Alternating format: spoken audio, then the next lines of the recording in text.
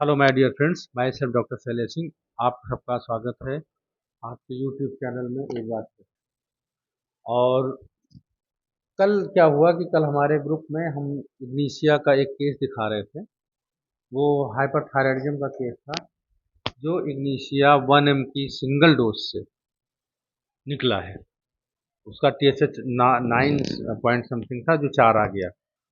और इस केस को मैं प्रेजेंट कर रहा था तो किसी मेंबर ने एक क्वेश्चन पूछा कि सर, इग्नीशिया मॉरल्स में है फिर एडल्ट्रस में क्यों है। कुछ ऐसी बात हो गई थी, कुछ प्रॉब्लम की वजह से मुझे क्लास जल्दी बंद करना पड़ा। तो ये क्वेश्चन रह गया था, तो मैंने सोचा कि इस क्वेश्चन को तुम बाहर भेजो, इस क्वेश्चन को हम जो है यूट्यूब पे लें, जिससे उनके अलावा बाकी लोगों को भी ये मतलब इसकी जानकारी मिले। तो फ्रेंड्स, सबसे पहले तो हम ये समझते हैं कि इग्नीशिया क्या है। What is इग्नीशिया? इग्नीशिया के 4 पिलर हैं और वो 4 पिलर्स पे वो रेस्ट करती है। पहला पिलर है आइडियलिज्म, मतलब आदर्श। दूसरा पिलर है प्रिंसिपल्स, मतलब सिद्धांत। तीसरा पिलर है जस्टिस, मतलब न्याय। और चौथा पिलर है राइट, मतलब अधिकार। मतलब ये 4 चीजें हैं जो इग्नीशिया के लिए, जिस पे इग्नीशिया रेस्ट करती है। ये 4 उसके मोस्ट इंपॉर्टेंट कैरेक्टरिस्टिक्स है। अब इसी वजह से इग्नीशिया जो है वो मॉरल फीलिंग सेंसिटिव की सबसे अच्छी मेडिसिन है। मतलब कि इग्नीशिया मॉरल्स को लेकर के, आइडियलिज्म को लेकर के, प्रिंसिपल्स को लेकर के चलती है। और प्रिंसिपल्स और आइडियलिज्म भी किसका? वो इग्नीशिया का खुद का। मतलब इग्नीशिया को बाहर के लोगों से मतलब नहीं होता, जैसे स्टेपिसेग्रिया है, कैलकेरिया कार्ब है, बाकी मेडिसिन हैं जो समाज के नज़र में उनकी क्या अहमियत है उसके लिए जीती है। नेट्राम्यूर है। इग्नीशिया जो है, इसकी अपने नज़र में क्या इसके मॉरल्स हैं, ये अपने हिसाब से तोल मोल करके चलती है। इसीलिए जो है इग्नीशिया जो हमारी है, ये इसके साथ कुछ भी हो जाए, क्योंकि सोसाइटी में, समाज में जो बाकी लोग हैं उनके साथ एक प्रॉब्लम क्या है कि अगर आप किसी के लिए बहुत अच्छा करते हो तो आपसे और अच्छे की, और अच्छे से और अच्छे की उम्मीद करते हैं, और आप उनकी उम्मीदों पर जीवन में खरे नहीं उतर सकते हो। तो एक समय होता है कि अच्छा करते करते करते करते करते ये भी डिसअपॉइंट हो जाती है कि किसी के लिए कितना करो कितना करो कितना करो, लेकिन सामने वाला जो है वो उसको ना तो समझता है और ना तो ही इग्नीशिया को उसका अपना अधिकार मिलता है। मतलब ये जितना करती जाती है उतना लोग इससे करवाते जाते हैं। तो हमारे पास रूब्रिक है, mildness bears suffering even outrage without complaining. मतलब कि वो इतना माइल्डली सारी सफरिंग्स को, इवन आउटरेज को, आउटरेज का मतलब कि जो है जो फोर्सफुली उस पर लोग चीजें लादी जाती हैं, थोपी जाती हैं, उसको भी बर्दाश्त करती है बिना कंप्लेन करने के लिए। इसके पीछे कारण क्या क्या है? क्योंकि ये एक तो जो है कावर्डाइस है, टिमिडिटी है, और जो सबसे इंपॉर्टेंट कारण है इग्नीशिया का वो है इसका मॉरल्स। मतलब मॉरल्स में होने के नाते, आइडियलिस्टिक होने के नाते, प्रिंसिपल्स वाला बंदा होने के नाते ये जो है इसको बियर करता रहता है, सहता रहता है। लेकिन फिर भी चूंकि दूसरे जो जो इसके अपोजिट पोल्स हैं, इसका अधिकार, राइट और जस्टिस, ये इसको जो है इसके अंदर एक कॉन्फ्लिक्ट पैदा करते हैं। अगर केवल आइडियलिस्टिक और प्रिंसिपल वाला होता तो उसी को वैसे ही करता, लेकिन दूसरी तरफ इसको अपने अधिकार का भी सेंस है, अपने प्रति होने वाले अन्याय का भी सेंस है। Means injustice can not support में पड़ा हुआ है, तो ये अपने साथ भी इनजस्टिस नहीं बर्दाश्त करती और दूसरे के साथ भी होने वाले इनजस्टिस को नहीं बर्दाश्त करती। इस वजह से इसके अंदर एक कॉन्फ्लिक्ट पैदा होता है, एक अंदर द्वंद्व पैदा होता है, और ये उन लोगों से डिसअपॉइंट हो जाती है। और डिसअपॉइंट होने की वजह से इसको लगता है कि अब जो है मुझे कुछ ऐसा करना पड़ेगा कि जैसे मैं कर रही थी, जो आदर्श, जिन आदर्शों पे चल रही थी, अब उन आदर्शों पे चलने से काम नहीं होगा, मुझे इन आदर्शों से थोड़ा सा हटना पड़ेगा। यही है एडल्ट्री। This is adulterous. अब पहले हम एडल्ट्रस को समझ लेते हैं, फिर इस पूरी कहानी को वापस से समझने की कोशिश करते हैं। एडल्ट्रस माने होता है कि व्यभिचार। अभी हम जो है पाथ फाइंडर में देखें कि एडल्ट्रस की मीनिंग है कि जो है मतलब कि जो हम कहते हैं कि एक शादीशुदा व्यक्ति पुरुष या स्त्री वो अगर जो है किसी अन्य पुरुष या स्त्री से संबंध बनाए तो हम इसको बोलते हैं एडल्ट्रस। इसके अलावा अगर हम किसी मतलब कि जो है जो हमारा जो हमको मोरल्स हैं हमारे जो हमारे आदर्श हैं उन आदर्शों के खिलाफ अगर हम काम करते हैं तो वो एडल्ट्री होती है। या फिर हम कहते हैं कि this is adulterous milk, this is adulterous ghee. मतलब क्या है कि जो प्योरिटी है उसकी उस प्योरिटी में हम चुपचाप, क्योंकि ये सारी चीजें खुल के नहीं हो सकती, चुपचाप कोई इम्प्योरिटी डाल दें जिससे कि उसकी जो क्वालिटी है वो कम हो जाए। समझ रहे हो ना? तो मतलब कि जो इसका आदर्श है जो इसका आइडियलिस्टिक है उसमें चुपचाप कोई भी ऐसी चीज मिलाता है मतलब उससे वो थोड़ा सा डिग्रेड हो जाता है। जैसे हम दूध में पानी मिलाते हैं तो जो दूध वाला होता है वो पानी ये सोच के मिलाता है कि सामने वाले को पता नहीं चलेगा, लेकिन फिर भी वो जो है हमको पता चल जाता है। तो ऐसे ही जो एडल्ट्रस व्यक्ति होता है वो खुद भी उसको पता होता है कि ही इज डूइंग एडल्ट्री और सामने सोसाइटी वालों को भी पता चल जाता है कि ये एडल्ट्रस है। तो इस तरीके से जो हमारी इग्निशिया है वो जब इतना बर्दाश्त करते करते करते अपने आप को, क्योंकि ये डिल्यूजन मैरिड ही इज में है, डिल्यूजन मैरिड ही इज का मतलब कि वो अपने कर्तव्यों को बिल्कुल वैसे ही करना चाहती है कि जैसा कि समाज और जैसा कि जो है क्या बोलते हैं नैतिकता कहती है।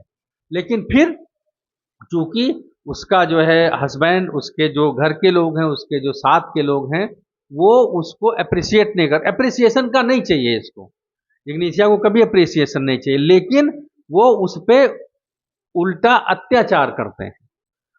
ठीक है ना? तो ये केवल हस्बैंड वाइफ रिलेशन को लेकर के ही नहीं, सास बहू के रिलेशन को लेकर के, घर परिवार के रिलेशन को लेकर के, अभी मैं एक केस भी बताऊंगा इससे रिलेटेड।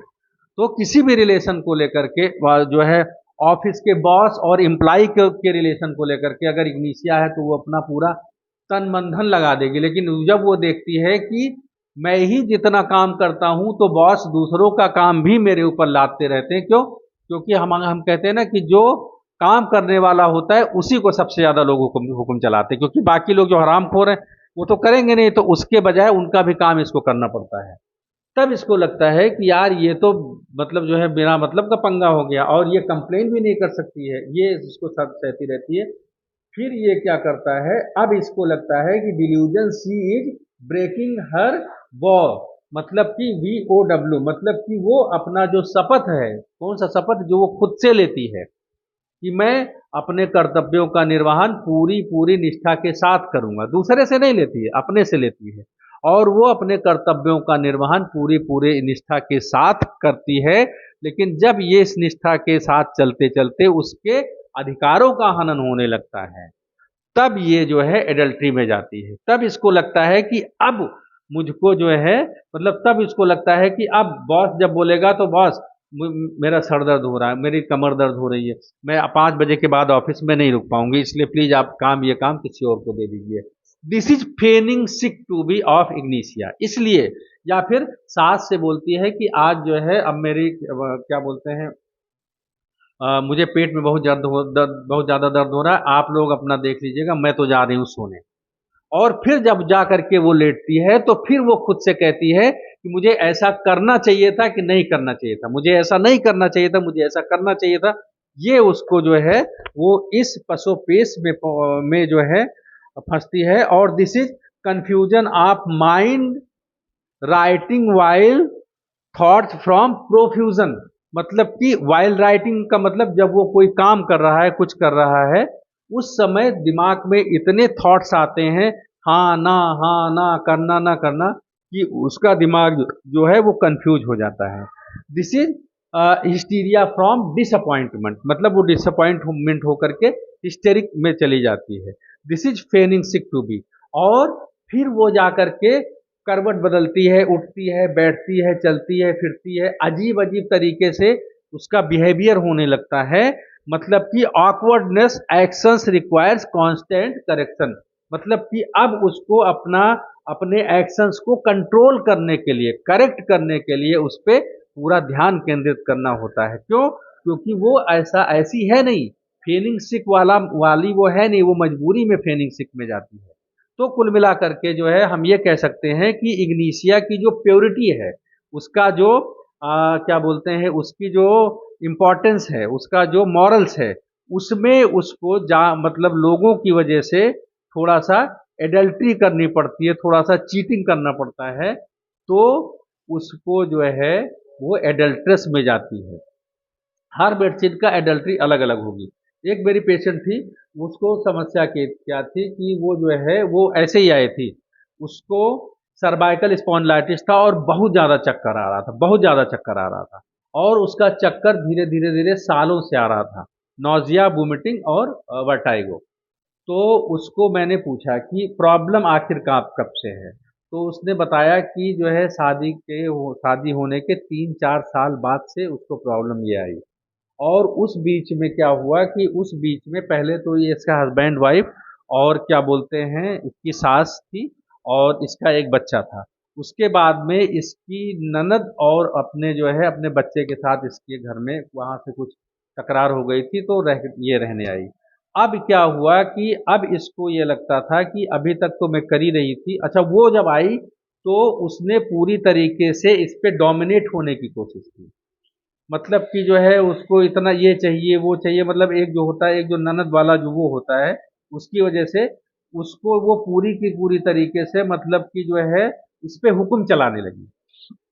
उसके बाद से उसका धीरे धीरे चक्कर शुरू हुआ। पहले तो उसने बताया कि सर मुझे यही नहीं समझ में आ रहा था कि मुझे करना चाहिए कि नहीं करना चाहिए, करना चाहिए कि नहीं करना चाहिए, क्योंकि आखिर मैं भी तो इंसान हूँ, मेरे भी तो कुछ वो हैं। तो ये आई हैं तो ये अपने हिसाब से रहें तो कोई दिक्कत नहीं है, लेकिन ये जिस तरीके से मुझ पे हुक्म चलाती हैं छोटे होने के बावजूद, अब ये देखो ये अधिकार वाली बात आ गई। और कर्तव्य वाली क्या बात आ गई कि आखिर ये भी मेरी ननद है, मेरे घर पे आई है तो मुझे करना चाहिए। तो ये हाँ ना करते करते फिर मैंने बोला कि फिर धीरे धीरे मैं ये करने लगी कि मुझे जो है मुझे तकलीफ रहती है और मैं जा करके लेट जाने लगी।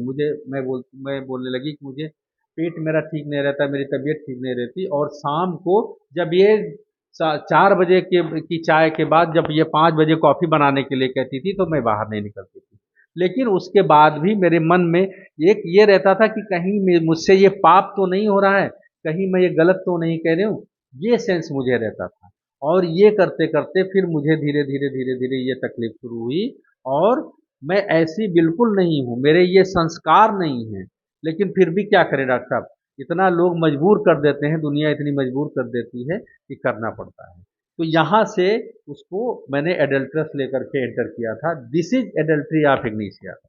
तो मेरे ख्याल से कि मैं आप तक कुछ अपनी बात जो है पहुंचा पाया हूँगा, कुछ हद तक आपको एक्सप्लेन कर पाया हूँगा कि इग्निशिया जो है वो एडल्ट्री करती है, वो फेनिक सिक में जाती है, वो अपने वॉव को तोड़ती है। मतलब कि वो वचन मतलब कितनी बढ़िया रूबरिक है ना, डिल्यूजन सी इज ब्रेकिंग हर वो, मतलब कि वो जो शादी का बंधन था, डिल्यूजन मैरिड सी इज, जो शादी का बंधन था उस समय जो उसने 7 वचन निभाए थे, अब उसको लगता है कि वो अपने उन वचनों को तोड़ रही है। तो कैसे तोड़ रही है, चाहे पर पुरुष के साथ जाकर के वहां से तोड़ रही है, चाहे केवल यही एक वचन नहीं होता है कि मैं आपके प्रति जो है फिजिकल रिलेशंस को लेकर के पूरी तरीके से समर्पित रहूंगा, ऑब्लिक रहूंगी, यही केवल वचन नहीं होता है, उसके साथ भी और वचन होते हैं। या बाकी मैं आपका जीवन भर साथ दूंगा, मैं आपके जो है हर कदम पे खड़ा रहूंगा, तो इन सब वचनों को भी वो तोड़ती है, उसको लगता है कि तोड़ना पड़ रहा है। क्यों? क्योंकि जो है वो जो सफरिंग है, जो विदाउट आउटरेज जो सफरिंग है जिसको बियर कर रही थी, करते करते करते वो अंदर से इतना सुलगने लगती है, इतना जलने लगती है कि अब उसको अपनी जलन वो बर्दाश्त नहीं होती। तो अगर आपको जो है और बढ़िया से इन रूब्रिक्स को समझना है, सीखना है, क्योंकि मैं यहाँ पे यूट्यूब पे केवल आपको रूब्रिक बता सकता हूँ, लेकिन वहाँ पे मैं अपनी क्लासेस के थ्रू आपको इन रूब्रिक्स को दिखाता हूँ, उनके इमोशंस को दिखाता हूँ, उनके जो है कैसे पेशेंट बोल रहा है, कब बोल रहा है, वो सारी चीज़ें हम आपको प्रेजेंट करते हैं। और आप विश्वास नहीं करोगे कि एक रूब्रिक के मल्टीपल डायमेंशंस हम दिखाते हैं। जहाँ पे वर्जन से आप नहीं समझ सकते हो कि ये रूब्रिक है, लेकिन उसके जो मेंटल स्टेट है वो मेंटल स्टेट हमको उस रूब्रिक तक जाता है। बहुत मजा आता है होम्योपैथी को उसका समझने में, करने में, सीखने में। तो इसको और ज़्यादा एक्सप्लोर करने के लिए जुड़िए हमारे साथ। नंबर में मेरा जो है इस पे फ्लैश हो रहा है वहाँ से, और मेरे टेलीग्राम चैनल को ज्वाइन करिए। उसके लिए आप मुझे डायरेक्ट टेलीग्राम पे या व्हाट्सएप पे मैसेज कर सकते हैं, या डिस्क्रिप्शन बॉक्स में जा करके जो लिंक दिया है उसको क्लिक करके जुड़ सकते हैं। रियली मैं बता रहा हूँ कि एक बार एक्सपीरियंस करेंगे तो छोड़ेंगे नहीं, और जिन लोगों ने अभी तक इसको ज्वाइन किया है they are doing very well. उनकी क्लिनिकल जो है जो केसेज निकलने का जो रेशियो है उसमें ट्रेमेंडस चेंज आया है, वो मैसेज मुझे करते रहते हैं। Thank you, have a nice day.